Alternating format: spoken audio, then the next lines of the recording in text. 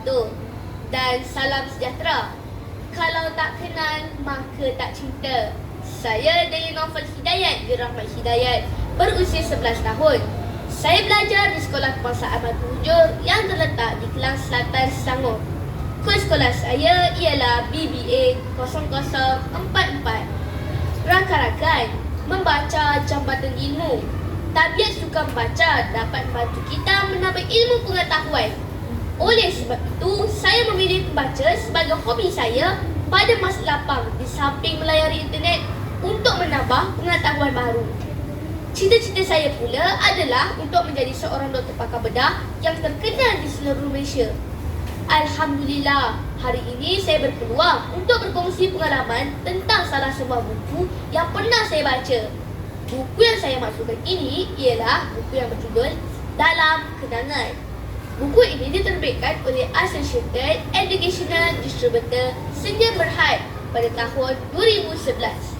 Buku yang sangat menarik ini merupakan hasil karya salah seorang penulis buku cerita remaja terkenal iaitu saudari Aldis Sabrina. Harga buku ini pula sangat berpatutan dan mampu milih iaitu berharga RM16.50. Buku ini mempunyai 91 halaman bercetak dengan ilustrasi yang sangat menarik. Nah, pada pendapat saya, buku cerita yang syarat dengan pengejaran ini sesuai dibaca oleh semua golongan tanpa mengira usia dan bangsa. Hal ini demikian kerana penulis menggunakan laras bahasa yang mudah untuk difahami. Cerita yang bertemakan kasih sayang antara dua orang sahabat ini mempunyai jalan cerita yang sangat memujakan.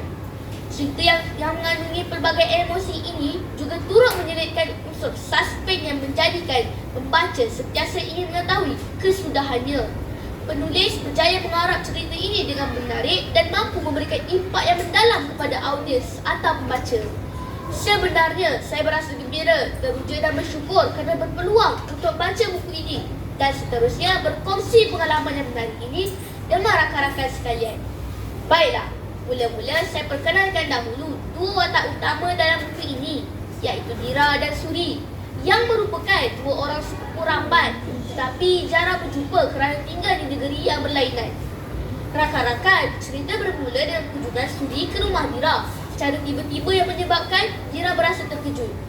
Suri mengajak Dira ke kota Kuala Lumpur untuk membeli belah tanpa memberitahu tujuan kedatangannya. Rupa-rupanya, Suri baru selesai mengikuti satu kursus keusahawanan yang diadakan di Universiti Kebangsaan Malaysia, Bangi. Walaupun kehidupan Suri berasal dari kampung, ternyata Suri mempunyai impian tinggi untuk mencapai kejayaan dalam bidang keusahawanan. Pada suatu pagi, Dira berasa sesuatu yang luar biasa dan berbeza seperti hari-hari lain. Ketika bangun pagi, Dira mengalami perasaan keheranan kerana ibu bapa dan adik-beradiknya tiada di rumah. Sedang mereka, Dira merungut ke mana ibunya. Tiba-tiba, terdengar enjin kereta masuk ke laman rumah. Kelihatan ibu bapa dan adik-beradiknya pulang. Apabila masuk ke dalam rumah, ayahnya menggesa semua orang segera berkemas kerana akan pulang ke kampung. Dira berasa sangat hairan dan bertanyakan kepada ibunya. Namun, pertanyaan tidak jawab. Dalam perjalanan pulang ke kampung, Dira berasa pelik kerana ibunya menangis.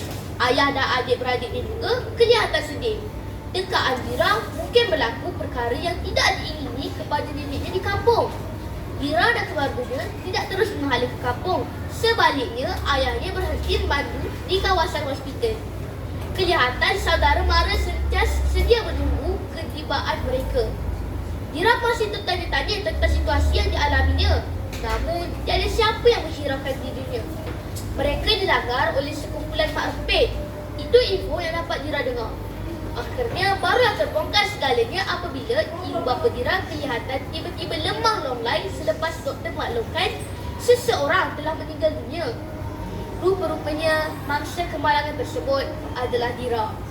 Dira bagaikan tidak percaya. Sudah putus hubungan nyawa daripada jasadnya. Sudah putus hubungan dengan seluruh isi dunia. Dira telah berada di alam lain yang hanya diketahui oleh Allah SWT. Dira berasa keliru dan mengimbas kembali apa yang sebenarnya berlaku. Daripada apa yang Dira ingat, Dira dirempuh oleh kumpulan motosikal yang menyebabkan dia dan Suri tergolek di tepi jalan. Selepas dilanggar, Dira koma dan dimasukkan ke wad kecemasan sehingga ICU. Suri terselamat namun mengalami kecederaan di bahagian kaki. Akhirnya Dira meninggal dunia dan dikebumi di sebelah pusara atuknya di kampung. Selepas kejadian itu, barulah ibu bapanya tahu tentang kepribadian dan akhlak Dira yang baik dan terpuji daripada rakan-rakan dan guru-gurunya. Rakan-rakan, kisah dalam kenangan karya Ani Sabrina amat memberi impak yang mendalam terhadap saya, kerana kisah ini menunjukkan tentang perlunya untuk kita berkasih sayang dalam menjalin persahabatan. Selain itu, kita juga harus sentiasa menghargai detik-detik ketika bersama keluarga dan sahabat, kerana kita tidak tahu perjalanan hidup pada masa akan datang. Sayangi orang di sekeliling dan hargai mereka dengan sebaiknya. Mana tahu boleh jadi masa kita bersama mereka sangat singkat. Harapan saya mudah-mudahan perkongsian ini mampu menarik minat rakan-rakan untuk baca buku cerita Bangsa Membaca, Bangsa Berjaya. Saya akhiri dengan lafaz yang mulia. Wabillahi taufiq wal hidayah. Wassalamualaikum warahmatullahi wabarakatuh. Salam Malaysia Badan. Sekian, terima kasih.